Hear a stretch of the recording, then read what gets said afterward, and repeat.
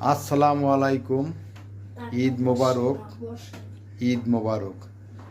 আজকে ঢাকা বসে ঈদ উদযাপন করেছি সহপরিবারই। কারণ দেশের ঈদ আর ঢাকার ঈদ অনেক পার্থক্য। ঢাকা বসে শুধু ঈদই পালন করেছি, ফ্যামিলির সাথে ছিল, তবুও গ্রামের পরিবেশ আর গ্রামের মায়া আর ঢাকার পার্থক্য অনেক আলাদা।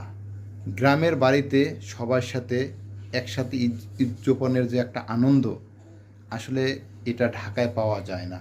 কারণ আপনার ঢাকায় তেমন কোনো নিকট আত্মীয় নেই বললেই চলে।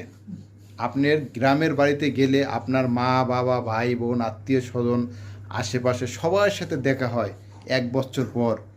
আর ঢাকায় বসে আপনার সব অপরিচিত মানুষগুলোরই মুখ আপনি দেখবেন। তাই তারপরও শুকরিয়া আল্লাহর কাছে, লাখো শুকরিয়া। আল্লাহ ভালো রেখেছে।